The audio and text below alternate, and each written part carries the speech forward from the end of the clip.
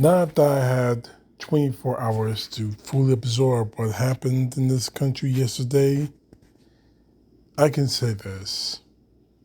My favorite part of all of it is that those elections represent what were the first concrete examples as to how the country really feels about Trump.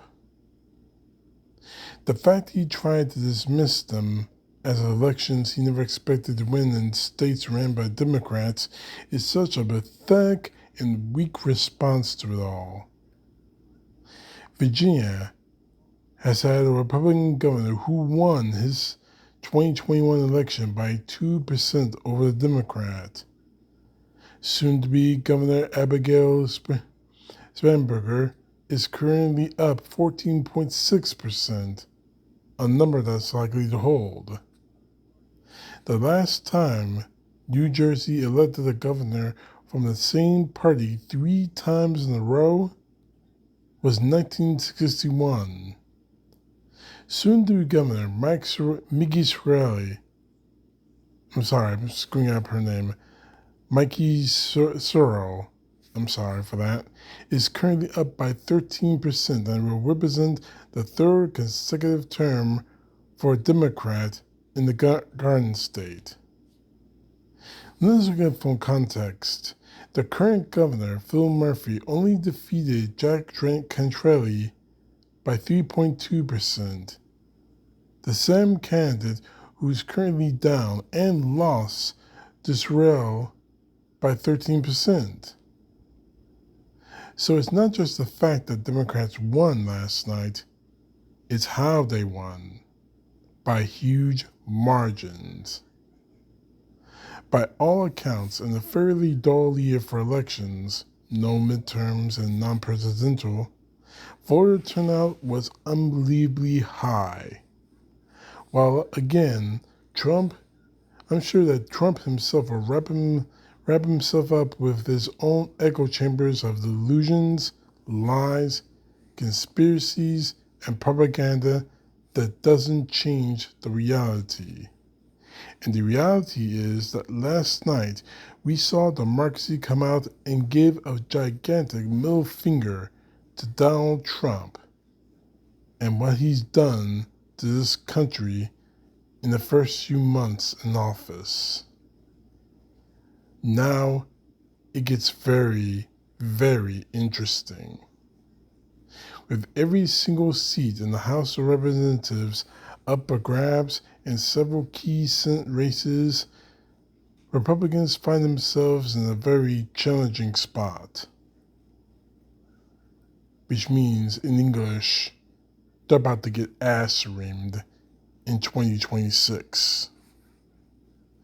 They can either fully embrace Trump, with many of them likely to going down with the ship as his popularity sinks and he becomes an completely atrocious for many of the folks up for re-election in swing districts, or they can reject him and distance themselves from him, which could trigger his fury and anger, prompting the MAGA cult to turn against them, which could also cost them the election.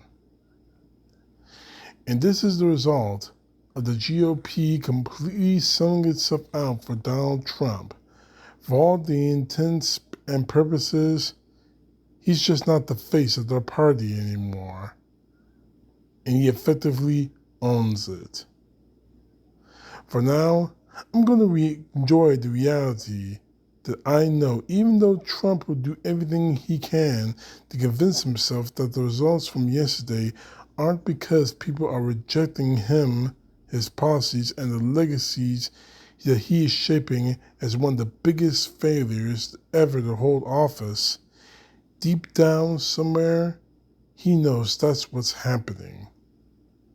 Which is why we'll likely see him lash out even stronger in the coming days, as reality sets in his desperate attempt to convince himself that his delusions are true become even more and more difficult. And another perfect example of this is the New York mayor race. Now, I don't know too much about Zoran Manami, but I know that democracy spoke. My personal feeling is that on a larger national scale, the polarity of Americans aren't looking for far left or far right candidates. They want something in the middle. Mamdani definitely ran a fantastic campaign, and congratulations of him winning.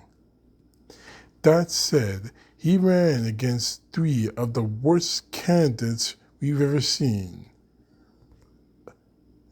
Two disgraced politicians, Eric Adams and Andrew Cuomo, and a legitimate whack job Republican clown. And I'm not going to discount his efforts, but I'm not sure he wins the nomination, let alone become the next mayor of New York City, if he's squared off against a higher quality candidate. Nevertheless, he ran, he won, and I wish him the best of luck, as we all should. But what I do know about him is that he seems to be someone who genuinely cares and wants to make a positive impact on New York City and on this country, and I hope he does. But last night is what makes Democrats so much more interesting than Republicans. Despite the threats from Donald Trump screaming that he will withhold federal funds from New York City if Mamdani was elected, it shows to me how scared Donald Trump really is politically that he would make such a threat. Trump is not going to withhold federal funds because he will admit the fact that he will not become a great politician, that someone else will step in and be a leader. Mamdani, I hope he becomes a great mayor of New York City because he is everything Trump is not. He's educated, he's intelligent, he cares about the people, where Trump is letting people starve in the midst of a government shutdown. And one last thing I need to say about him, well, I should say about the people of this country. I've been seeing posts all around saying that New York City forgot the lessons of 9/11 by electing a mayor of Muslim descent. My view is those who say that, who are rooted in racism and in MAGA cultism, they have forgotten the lessons of 9/11. Shame on them. CTP, know the truth. God bless. Peace to the left, justice to the right.